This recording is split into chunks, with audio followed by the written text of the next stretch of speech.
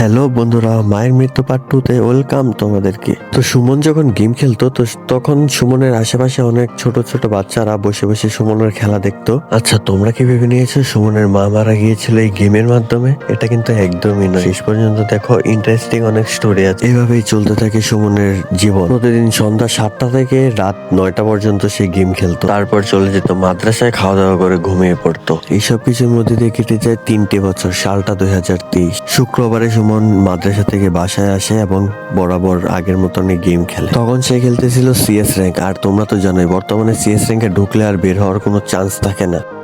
আর game থেকে বের হয়ে গেলে আর কি হোনার স্কোর মাইনাস করে দেয়। তো সুমন গেম খেলছে আর গাজীপুর থেকে আর কি তার বোন কল দিয়েছে, বড় বোন। আর সুমনের একটা বোন আছে, সেটা আমি বলে দিই, নাম হচ্ছে মাইমুন। সুমন এখন কি করবে, গিয়ে কল কেটে দিচ্ছে আর গেম খেলছে। ওর প্রান্ত থেকে তার বোন মাইমুনা কল করছেই করছে, করার তো কোনো শেষ নেই। মানে কল কেটে দিচ্ছে, সাথে সাথে আবার কল দিচ্ছে। এইসব চলতে চলতে সুমন একবার বিরক্ত হয়ে কলটা রিসিভ করে। অপর প্রান্ত থেকে যখন তার বোনের কান্নার স্বরটা তার মাথায় যায়, তখন তো তার মাথা পুরা মানে পুরা নষ্ট হয়ে যায় যে কেন আমার বোন কান্না করছে। ঠিক সেই সময় মাইমুনা কান্না করতে করতে জবাব দিল, সুমন, তোর মা হার্ট অ্যাটাক করেছে। এই কথাটা শোনার পর সুমনের হাত থেকে সুমনের ফোনটা মাটিতে পড়ে গেল। তো আর তো কথা নেই, সুমন যাবে ঢাকায়। এখন সে রেডি হচ্ছে। সুমন যখন কাপড় গোছানো শুরু করে তখন তার একটা জিনিস খেয়াল আসে, একটা মাটির পুতুল। এই পুতুলটা নিয়ে তার ছোট্টবেলায় একটা স্মৃতি জমে আছে। এইসব নিয়ে আর সে মাথা কামালো না, সে সোজা চলে গেল গাজীপুর বাগের বাজার। সেখানে পৌঁছে সে তার বোনকে ফোন দিল যে, বোন, মাকে কোন হাসপাতালে নেওয়া হয়েছে রে? তখন সুমনের বোন মানে মাইমুনা বলল, কাজী হাসপাতালে নেওয়া হয়েছে। এটা শোনার পর সুমন কলটা কেটে দিল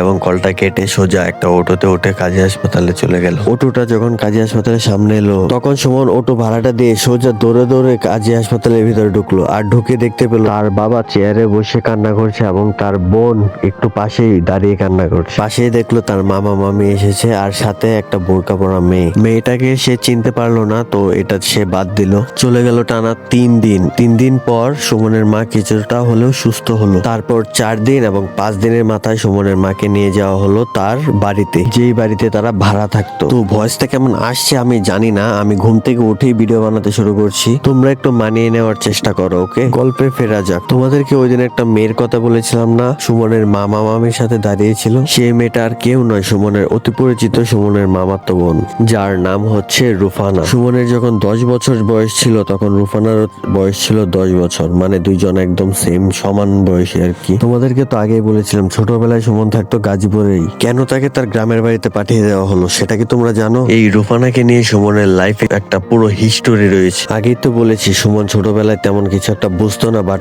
যেই জিনিসটা বুঝতো না ওই জিনিসটা নিয়ে বেশি ঘাটাঘাটি করতো। একদিন ছোটবেলায় আর কি হঠাৎ করে সুমনের একটা ফ্রেন্ড তাকে বলল যে, সুমন, তুই কি প্রেম মানে বুঝিস? এখন সে কি উত্তর দিবে? তারপর সুমন বুং বাং করে চলে আসলো তার ফ্রেন্ডের সামনে থেকে। বাসায় এসে জিজ্ঞেস করলো রুফানাকে যে, রুফানা, প্রেম মানে কি রে? তখন রুফানা জবাব দিল, প্রেম মানে ভালোবাসা। প্রেম মানে দুটো মানুষের একসাথে বাঁচা মরা সবকিছু এই প্রেম।